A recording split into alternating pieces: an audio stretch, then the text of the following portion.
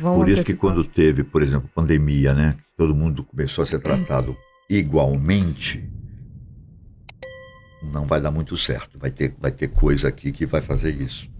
Exatamente. Porque é muita diferença. Olha a quantidade de pessoas que você está mexendo. E você está falando uma coisa, Ivan, que foi questionável mesmo, né? No início começou aquela coisa, os idosos vão morrer. É. E aí a gente via idoso passar pelo negócio e nada ser atingido. Ou, quem tem comorbidades, né, vai morrer. Aquele que estava pleno ia, e aquele que tinha 500 comorbidades passava pelo processo e saía tranquilamente. E até hoje eu tive não 80%, né, do pulmão. Você teve Você COVID? teve o Covid?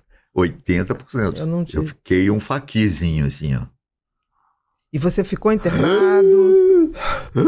Lá em Manaus. Não, em Goiânia. Em Goiânia. Goiânia. Fiquei 15 dias internado, depois mais um mês em casa. Para começar a sair, levantar de novo, eu não andava, magrinho, sem sentir cheiro, paladar, nada.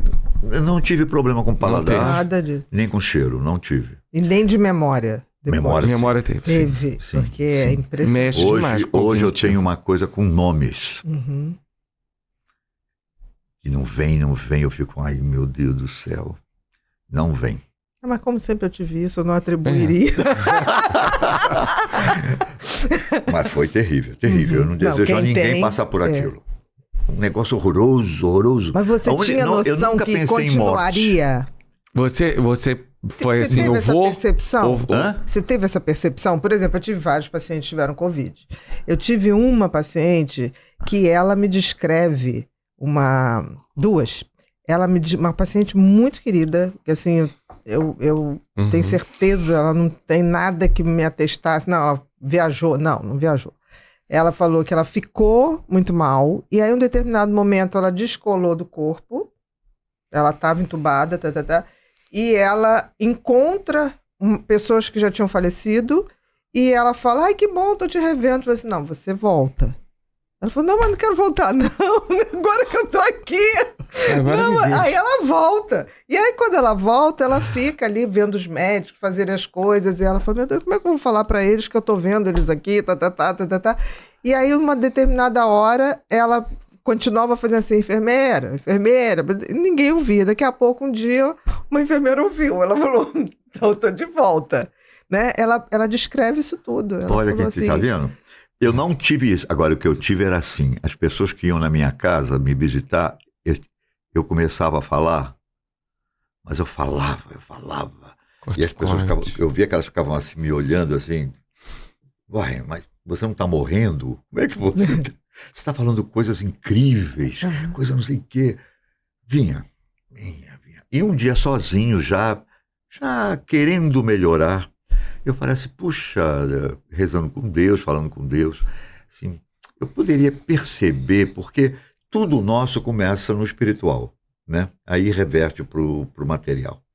Aí, eu poderia saber o que foi que me permitiu pegar, né? Passar por isso aqui. Aí eu ouço uma voz, essa voz que me acompanha sempre, eu ouço uma voz, é muito audível, assim, é muito perfeita. Você identifica o tom dessa voz. E fala assim, você não fez nada, é só para você ficar mais forte.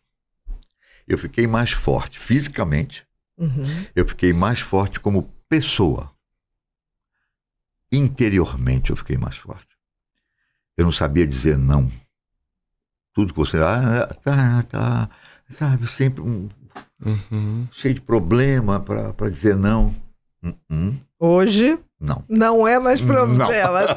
Se não vai dar, não vai dar. Se não vai dar, não vai dar. Não vai dar. Não é um xingamento, mas é uma autopreservação. Hoje não vou conseguir. Não. É uma autopreservação, né? Que interessante. Isso foi muito interessante. É muito... Marcado. Eu percebo muito essa diferença.